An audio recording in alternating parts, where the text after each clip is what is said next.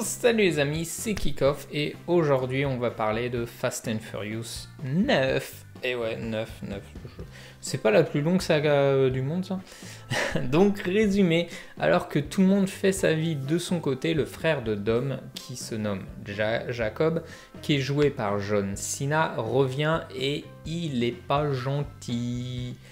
L'introduction est très rapide et on est à 9 épisodes, 10 si tu comptes Tokyo Drift qui était censé être un truc à part, mais finalement ils l'ont réintégré dans tout ça.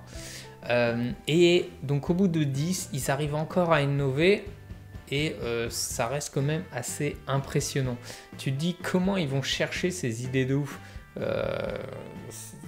Ouais. C'est là que moi je pourrais pas être écriteur de film. Ouais, je pourrais pas. Donc je kiffe. Voilà, Fast and Furious, j'adore, mais je crois qu'il est temps de finir avec cette saga. Là, on tourne en rond, c'est toujours les mêmes méchants, c'est toujours la même histoire, la famille, le gars est méchant, puis il devient gentil, tout ça. Ils ont prévu encore 2 films et ça sera normalement la fin. Donc on est à 9, 10, 11, 12 si on compte Tokyo Drift. Donc voilà, normalement c'est la fin, mais bon, vous savez, quand il y a un truc qui fait de l'argent, on n'est pas à l'abri que 10 ans après, ils sortent un nouveau Fast and Furious. Le problème, c'est que du coup, à force d'innover, d'aller toujours plus loin, ça devient trop du n'importe quoi. Voilà. Je trouve que ce 9, c'est devenu n'importe quoi en spectaculaire. Et on a beaucoup moins d'émotions. Autant avant, tu avais ce côté émotion, vraiment famille, tu ressentais, tu avais l'impression de faire partie de leur famille et de vivre avec eux et de ressentir avec eux. Et là, le 9, c'est que on va essayer de faire les cascades de plus en plus ouf, jusqu'à n'importe quoi. Et il y a beaucoup de trucs à base de fan base inutile, quoi. On arrive sur un film un peu geek, quoi. Pas geek côté informatique, mais plus pour les fans hardcore, quoi. Ensuite, on a aussi le retour, encore, pas du Jedi, non, mais d'un personnage mort, et ils l'ont fait revenir sur une explication très bancale. Honnêtement, les gars, autant ils arrivent pour faire du n'importe quoi, ils arrivent à innover de ouf, autant pour faire un truc logique, cohérent et réaliste, il n'y a plus personne. Ah, ça c'est... Puis j'en ai marre des morts qui reviennent tout le temps à la vie, laissez les morts, merde, voilà. Dans ce film, on a aussi la présence de Mia. Mia, c'est qui? C'est la meuf, la nana de Brian. Brian, joué par Paul Walker dans les premiers. Et pour rappel, Paul Walker est mort il y a quelques années d'un tragique accident. Et pour moi, Fast and Furious, ça reste Paul Walker. Franchement, c'est la base, avec lui que tout a commencé. Je crois c'était jusqu'au 7 avec lui, je crois. C'était la star de Fast and Furious. Et ils ont voulu faire pas mal de clins d'œil, d'hommage à Paul Walker, notamment à la fin, mais je suis assez partagé sur ça. D'un côté, je trouve ça super sympa et cool, car pour moi, Fast and Furious, comme je vous l'ai dit, c'est Paul Walker.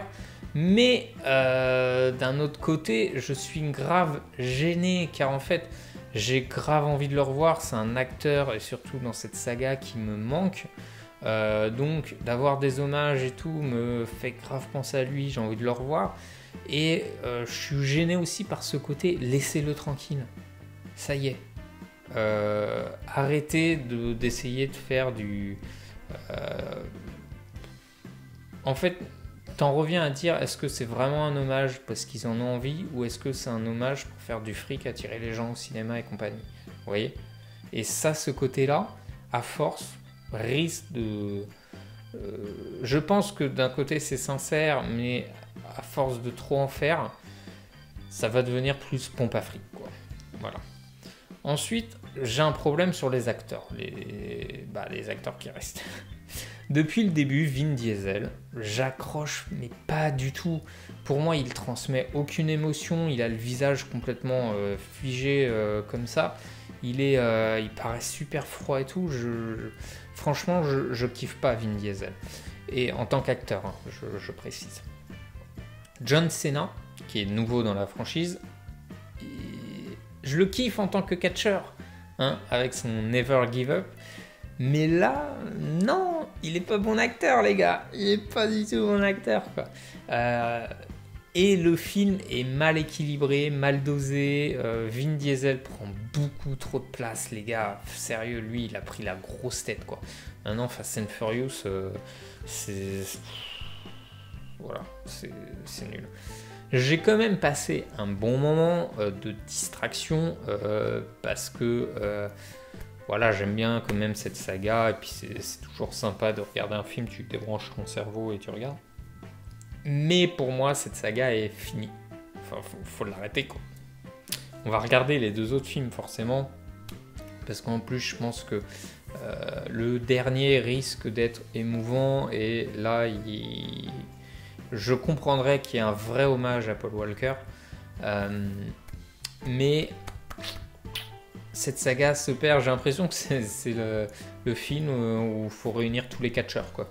Tous les anciens catcheurs qui passent là-dedans, sauf que les gars, ils sont pas bons en fait en acteurs. Ouais. Du coup, je donne une note de 2 à ce film. Donc dites-moi vous en commentaire ce que vous avez pensé de ce film, donnez-moi votre note, n'hésitez pas à liker, commenter, partager, vous abonner, ça fait toujours plaisir et ça motive. Et n'oubliez pas, ceci n'est que mon avis et moi je vous dis à la prochaine pour une autre vidéo les amis. Bye bye.